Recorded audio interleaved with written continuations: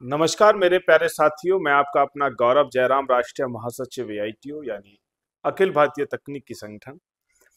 प्यारे साथियों, RRB group D मामले में अभी आज एक रेलवे की तरफ से नोटिफिकेशन जारी किया गया, जिसको लेकर के आप लोगों के तमाम फोन कॉल मैसेज मुझे प्राप्त हो रहे थे, जिसमें रेलवे ने नई डेट एग्जाम की जारी कर दी है। पहले 17 नवंबर की डेट दी थी, जिसको लेकर के हम लोगों ने जो पूरा का पूरा कोर्ट के अंदर में लड़ाई लड़ी और हम लोग इस लड़ाई का एक हिस्सा पूर्ण कर चुके। कैट के फैसले के आने के बाद ये 3 स्टेप में ये लड़ाई हमारी कंप्लीट मानी जाएगी। पहला स्टेप था कि लोअर कोर्ट कैट का डिसीजन आए, दूसरा स्टेप है कि हाई कोर्ट का डिसीजन आए, और थर्ड एंड लास्ट स्टेज है इसका कि सुप्रीम कोर्ट का फाइनल जजमेंट आए। तब तक हम लोग हार मानने वाले नहीं हैं, जैसा कि मैंने पहले भी बताया था और हमारे तमाम सहयोगी साथियों से भी बातचीत हो रही है। तमाम सहयोगी साथी भी इसी बात पर अड़े हैं और उन्होंने आश्वासन दिया है कि इस लड़ाई को हम लोग अंतिम मोड़ तक लेकर के जाएंगे और तीनों ही स्टेज के अंदर में हम लोग पूरी मेहनत के साथ, पूरी शिद्दत के साथ में इस लड़ाई को लड़ रहे हैं। साथियों, आज जो एग्जाम की डेट जारी की है, रेलवे अभी कैट के फर्स्ट स्टेज में रेलवे की जीत हुई है और उसके आधार पर उसको ये जो डेट डिसाइड किया है उसने, उसको ये करने का पूर्ण अधिकार है, क्योंकि कोर्ट में कोई भी मामला अभी फर्स्ट स्टेज से रिगार्डिंग जो है लंबित नहीं है। इसलिए उसको एग्जाम कराने के लिए वो अपनी पैरवी कर सकता है, नो डाउट, कोई प्रॉब्लम हमको उससे है नहीं। लेकिन अगला स्टेज पर हमारा अगला स्टेप क्या है एआईटीओ का, ये आप लोगों के माध्यम से तमाम कमेंट मिल रही थी। मैं आपको बताना चाहता हूं कि हमने जैसे ही कैट का फैसला आया था, कैट के ऑर्डर को चैलेंज करने के लिए 256 पेज की एक फाइल दिल्ली हाई कोर्ट के लिए हम लोगों ने मूव कर दी। और उसके लिए खुशखबरी आप लोगों के लिए ये है आईटीआई के बच्चों,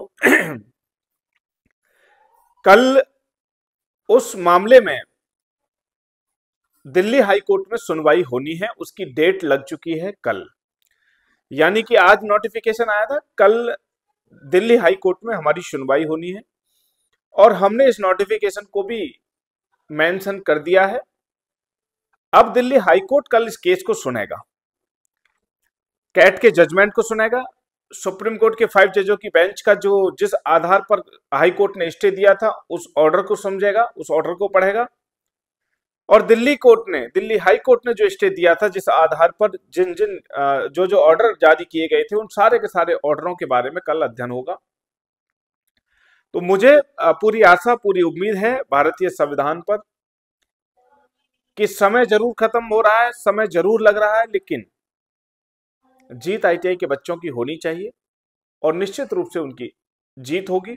मैं बिल्कुल भी भयभीत नहीं हूं, मैं बिल्कुल भी निराश नहीं हूं और अभी मेरी एनर्जी का लेवल बिल्कुल भी खत्म नहीं हुआ है। एआईटीयू पूरी तरीके से मुस्तैद है आपके साथ। आईटीआई के बच्चों, अगर कोई भी नहीं रहेगा तब भी एआईटीयू, क्योंकि आपका परिवार है, एआईटीयू आपके साथ में खड़ा हुआ है, खड़ा हुआ रहेगा। उसको कोई झुका नहीं सकता, पीछे हटा नहीं सकता, ये मैं आपको विश्वास दिला सकता हूं। प्यारे साथियों, एक बात और मैं आपसे कहना चाहता हूं, मैंने कई वीडियो में पहले भी बोला है।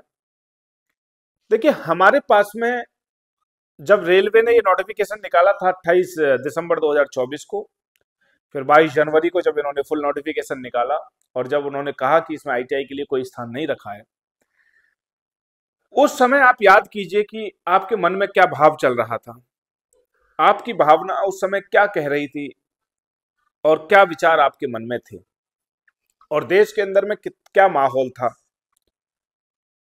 जो वीडियो आप मुझे लिंक भेजते हो, ऐसे ही लिंक आपने मुझे जनवरी में भी बहुत सारे लिंक आप लोगों ने भेजे थे, फरवरी मार्च लगातार आप लोगों ने भेजे। मैं आपको थोड़ा सा पीछे इसलिए लेके जाना चाहता हूं क्योंकि मैं सफाई नहीं देना चाहता।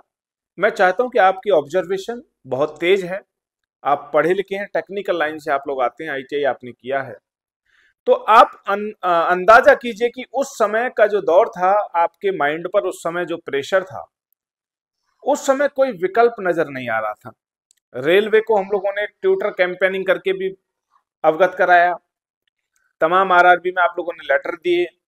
रेल भवन जाकर के मैं और अभिषेक सर स्वयं जाकर के रेल भवन रेल मंत्री जी से मिलने का कई बार हम लोगों ने प्रयास किया।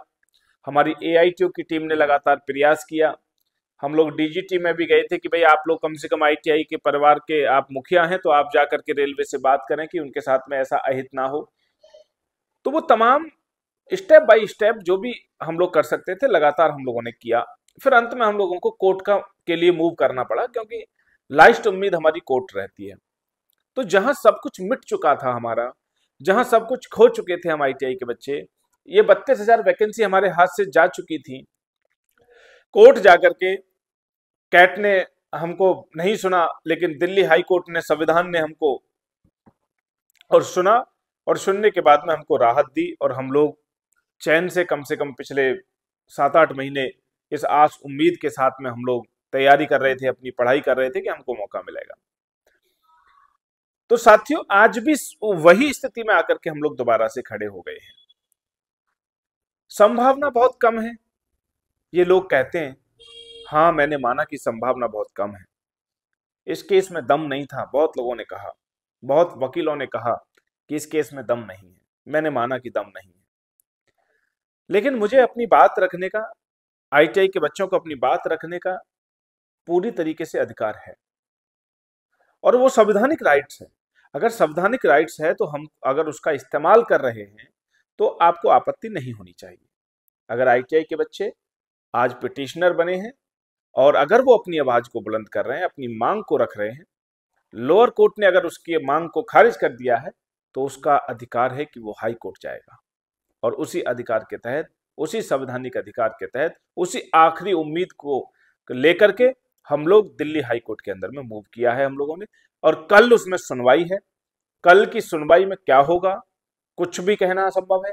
बहुत मोटी फाइल 256 पेज की हम लोगों ने अपलोड की है। हमारे वकील साहब ने पूरी तैयारी की है, बहुत मजबूती के साथ में तमाम अनुभव उन्होंने लिए हैं, तमाम प्रकार के वहाँ पे तमाम प्रकार के जो है ऐसे पहले पुराने फैसले अलग अलग डिपार्टमेंटों के आज़ादी के समय से लेकर के अब तक उन्होंने सारा छानबीन करके सब कुछ बैकअप के लिए लगाया हुआ है, और पूरी तैयारी के साथ में हम लोग हाई कोर्ट गए।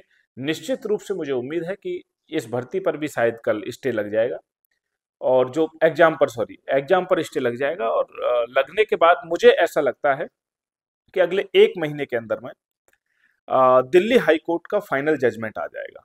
इस प्रयास में हम लोग लगे हैं, और जो जजमेंट आएगा दिल्ली हाई कोर्ट का, हमें पूरी आशा उम्मीद ये है कि वो आईटीआई के बच्चों के पक्ष में आएगा। अगर किसी परसेंट में, अगर कुछ परसेंट में ऐसा नहीं भी होता है, तो मैंने बताया कि लास्ट स्टेज और थर्ड स्टेज है कानून की, सारे केसों के अंदर में यही होता है, वो है सुप्रीम कोर्ट। सुप्रीम कोर्ट अगर ये कहता है कि आईटीआई नहीं लागू होगा, तो उसके बाद हमारे पास कोई विकल्प नहीं बचता, हम लोग इस हार को स्वीकार करेंगे। लेकिन अभी हम लोग हाई कोर्ट में हैं, सुप्रीम कोर्ट बहुत आगे है, और हमको जो टेक्निकल जो जानकार हैं, जो कानून के जानकार लोग हैं, उन सब लोगों के अनुभव के आधार पे ये प्राप्त हुआ है जानकारी कि आईटीआई के बच्चों की इसमें जीत होगी, चाहे वो सुप्रीम कोर्ट से हो या वो हाई कोर्ट से हो। इस आशा, इसी उम्मीद के साथ में हम इस लड़ाई को लड़ रहे हैं। हम लोग पीछे नहीं हटे, हम लोग कमजोर नहीं पड़े, हम लोग भ्रमित नहीं हुए, हम लोग किसी के दबाव में नहीं आए हैं, और ना हम आगे भी आएंगे। आईटीआई के बच्चों के साथ में एआईटीयू पूरा संगठन निष्पक्षता के साथ में खड़ा था, और आज भी खड़ा है, और कल भी आगे खड़ा रहेगा। तो यही मुझे जानकारी आपको देनी थी कि आप मुझे बार बार नोटिफिकेशन भेज करके अपने आप को परेशान ना करें। वो मेरे पास में जानकारी आ चुकी है, कल का इंतजार करें। कल हाई कोर्ट के अंदर में दिल्ली में सुनवाई होगी। कमेंट बॉक्स में आप लिख करके बताएं कि आपको संविधान पर कितना यकीन है। आप कमेंट में बताएं कि आप कितने आशान्वित हैं